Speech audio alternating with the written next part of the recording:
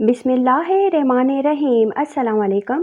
سیدہ روبی رضی کے چینل میں آپ سب کو خوش آمدید۔ ناظرین کرام، آسمان سے اتارا گیا ایک لذیذ اور معجزاتی غذا، یہ کھانا بنی اسرائیل پر کب اور کیوں نازل کیا گیا تھا؟ کیا یہ غذا جنت سے آیا تھا یا زمین پر پیدا ہوا تھا؟ بنی اسرائیل نے ایسی کیا نافرمانی کی تھی کہ اس کا اثر آج تک ہر طرح کے کھانوں میں موجود ہے؟ جب اللہ نے قوم بنی اسرائیل کو مصر سے نکالا اور انہیں فرعون سے نجات دے دی تو بنی اسرائیل نے حضرت موسیٰ علیہ السلام کی رہنمائی میں بحیرہ احمر کو پار کیا اور فرعون اپنے لشکر سمیت سمندر میں غرق ہو گیا۔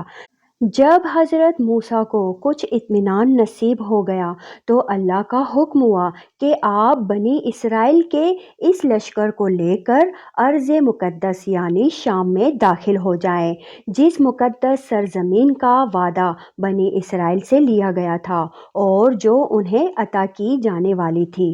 لیکن اس وقت اس ارض مقدس پر قوم عمالقہ کا قبضہ تھا، جو بدترین کفار تھے اور بہت طاقتور جنگجو اور نہایت ہی ظالم لوگ تھے۔ موسیٰ علیہ السلام بنی اسرائیل کو ہمراہ لے کر عمالقہ سے جنگ کے لیے روانہ ہوئے، جن کی تعداد 6 لاکھ تھی۔ لیکن جب یہ لوگ ارض مقدس کے قریب پہنچے تو ان کے دل میں خوف طاری ہو گئی اور بزدلی پیدا ہوئی۔ انہوں نے حضرت موسیٰ سے کہا، اس شہر میں جبرین ہیں جو بہت زوراور اور زبردست ہیں، لہٰذا جب تک یہ لوگ اس شہر میں رہیں گے ہم ہرگز وہاں داخل نہ ہوں گے۔ یہاں تک کہ بنی اسرائیل نے حضرت موسیٰ علیہ السلام سے یہ کہہ دیا کہ اے موسیٰ، آپ اور آپ کا خدا جا کر اس زبردست قوم سے جنگ کریں، ہم تو یہیں بیٹھے رہیں گے۔ ان کے اس رویے سے حضرت موسیٰ کو بہت صدمہ ہوا، لہٰذا اللہ نے انہیں یہ سزا دی کہ جس وادی میں انہوں نے پڑاؤ ڈالا تھا وہاں 40 سالوں تک وہ بھٹکتے رہے مگر اس میدان سے باہر نہ نکل سکے۔ اس میدان کا نام میدان طیہ تھا، جو 27 میل کے رقبے پر مشتمل تھا۔ روایت ہے کہ بنی اسرائیل کے لوگ سامان اٹھا کر سارا دن چلنے کے بعد رات ایک جگہ پر پہنچتے اور جب صبح ہوتی تو وہ وہیں موجود ہوتے جہاں سے وہ چلے تھے۔ لہٰذا اب بنی اسرائیل اس میدان میں پھنس چکے تھے اور ایک ہفتے میں سب کا سامان ختم ہو گیا تو ساری کی ساری قوم توبہ و استغفار کرنے لگی اور معافیاں مانگنے لگی۔ میدان طیہ میں ہونے والے اس سخت امتحان اور مشکلات کو دیکھ کر حضرت موسیٰ علیہ السلام کو اپنی قوم پر رحم آیا۔ آپ نے اللہ کی بارگاہ میں ان کے لیے دعا کی، لہٰذا اللہ تعالیٰ نے بنی اسرائیل کے اس میدان میں شمار عطائیں اور نعمتیں نازل فرمائیں۔ جب بنی اسرائیل کو پیاس کی شدت محسوس ہوئی تو حضرت موسیٰ نے اللہ کے حکم سے اپنا عصا ایک چٹان پر مارا تو اس چٹان سے بنی اسرائیل کے 12 قبیلے کے لیے 12 چشمے جاری ہو گئے۔ چونکہ یہ وادی وسیع میدان پر پھیلا تھا، وہاں سر چھپانے کے لیے کوئی جگہ نہ تھی اور دن کے وقت سورج کی دھوپ اور تپش سے بنی اسرائیل بدحال ہو جاتے تھے، لہٰذا دھوپ سے بچاؤ کے لیے ایک بہت بڑا سفید بادل سارا دن بنی اسرائیل کے لوگوں کے لیے سایہ کرتا تھا۔ اس کے علاوہ رات میں میدان کے بیچوں بیچ ایک چمکدار ستون اترتا تھا جس کی روشنی میں وہ لوگ کام کاج کرتے۔ اس کے علاوہ بھی اللہ نے ان پر بہت سی عنایتیں کی تھیں۔ انہی عنایتوں اور نعمتوں میں ایک نعمت من و سلویٰ تھا۔ دراصل اللہ نے ان لوگوں کے کھانے کے لیے آسمان سے 2 قسم کے غذا اتارے تھے، ایک کا نام من اور دوسرے کا نام سلویٰ تھا۔ من شہد جیسی میٹھی غذا تھی۔ انجیل کی کتاب خروج میں لکھا ہے کہ جب وہ شبنم سوکھ گئی تو انہوں نے دیکھا کہ میدان میں چھوٹی چھوٹی گول چیز پڑی ہے، جیسا کہ پالے کے دانے ہوتے ہیں۔ بنی اسرائیل اسے دیکھ کر کہنے لگے، من یعنی یہ کیا ہے؟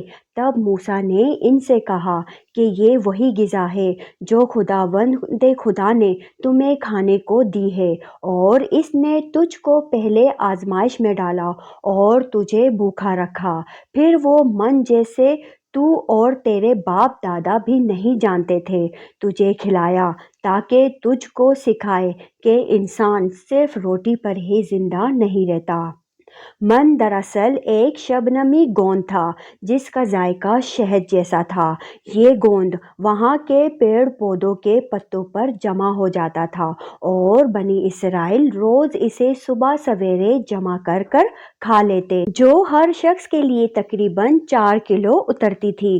جو شخص اس وقت سویا رہتا تو وہ اس دن کے خوراک سے محروم رہتا تھا۔ اور سلوا ایک قسم کا پرندہ تھا جسے بٹیر کہتے ہیں۔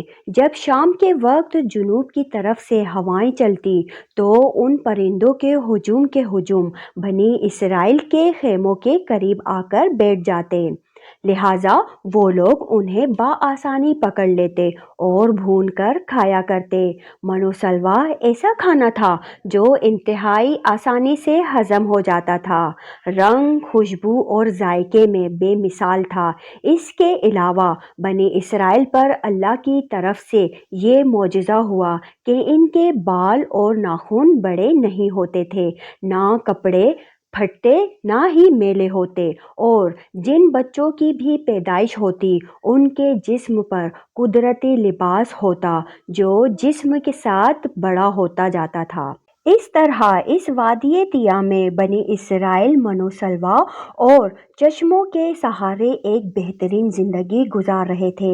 حضرت موسیٰ علیہ السلام کا یہ حکم تھا کہ روزانہ تم لوگ من و سلوا کو کھا لیا کرو اور کل کے لیے ہرگز اس کا ذخیرہ نہ کرنا، مگر بعض لوگوں کو یہ ڈر لگنے لگا کہ اگر کسی دن من و سلوا نہ اترا تو ہم لوگ اس چٹیلے میدان میں بھوکے مر جائیں گے، چنانچہ ان لوگوں نے من و سلوا میں سے کچھ چھپا کر کل کے لیے رکھ لیا۔ لہٰذا بنی اسرائیل کی نافرمانی کرنے پر ایسی نحوست پھیل گئی کہ جو کچھ لوگوں نے کل کے لیے جمع کیا تھا وہ سب سڑ گیا اور آئندہ کے لیے اس کا اترنا بھی بند ہو گیا۔ لہٰذا احادیث مبارکہ میں رسول اللہ صلی اللہ علیہ وآلہ وسلم نے ارشاد فرمایا ہے کہ بنی اسرائیل نہ ہوتے تو نہ کھانا کبھی خراب ہوتا اور نہ گوشت سڑتا۔ کھانے کا خراب ہونا اور گوشت کا سڑنا اسی تاریخ سے شروع ہوا، ورنہ اس سے پہلے نہ کھانا بگڑتا تھا اور نہ گوشت سڑتا تھا۔ دنیا کے مختلف قوموں اور مذہبوں میں بھی آسمان سے اترنے والے غذاؤں کا ذکر ملتا ہے۔ بدھ مت کے روایتوں کے مطابق جب دنیا کا ایک چکر ختم ہو جاتا ہے تو آسمان سے غذا برسنے لگتی ہے۔ اسی طرح ہندو مذہب میں بھی بادلوں سے شہد برسنے کا ذکر ملتا ہے، اور قدیم یونانیوں کے یہاں بھی ایک ایسی آسمانی غذا کا ذکر ملتا ہے جس کا ذائقہ شہد جیسا تھا۔ یہی شہد جب دریاؤں پر برستا تو ان کا رنگ دودھ کی طرح سفید ہو جاتا۔ ہم نے دیکھا کہ خدائے برحق نے بنی اسرائیل کے نجات کے لیے سمندر کو چیر کر راستہ پیدا کر دیا۔ وادی طیٰ میں ان کے لیے بادل کا سایہ بھیجا، ان کے پینے کی خاطر چٹان اور بنجر میدان میں چشمے جاری کیے، اور کھانے کے لیے آسمان سے من و سلوا بھی نازل کیا۔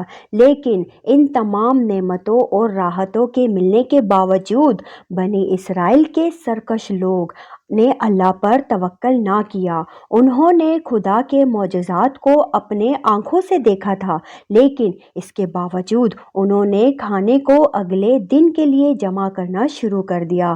بالکل اسی طرح جب ہم کسی مصیبت اور پریشانی میں پھنسے ہوتے ہیں تو ہم یہ یاد نہیں رکھ پاتے کہ اللہ نے اس سے پہلے ہمارے لیے کیا کیا اور ہمیں کتنی نعمتیں عطا کی تھی۔ ہم صرف صرف یہ دیکھتے ہیں کہ اس وقت ہم اتنی بڑی مصیبت میں پھنسے ہوں، مشکلیں چاہے کتنی ہی بڑی کیوں نہ ہو، یہ یاد رکھنی چاہیے کہ ان مشکلوں سے بھی بڑا ہمارا پروردگار ہے جس کے لیے کچھ بھی ناممکن نہیں۔ اسی طرح رزق کی خاطر ہم نے آنے والے دنوں کی فکر کرنے کی ضرورت نہیں، کیونکہ خداوند پر بھروسہ رکھنے والوں کو وہ غیب سے رزق عطا کرتا ہے۔ ناظرین کرام، اگر آپ کو یہ واقعہ پسند آیا ہو تو ویڈیو کو لائک شیئر کر کے چینل کو سبسکرائب کر دیں اور بیل آئیکن دبا دیں، اور کمنٹس باکس میں اپنی قیمتی رائے کا اظہار ضرور کیجیے گا۔ اب تک کے لیے اتنا ہی۔ سیدہ روبی رضی کو دیجیے اجازت۔ اپنا بہت سارا خیال رکھیے گا۔ اللہ حافظ۔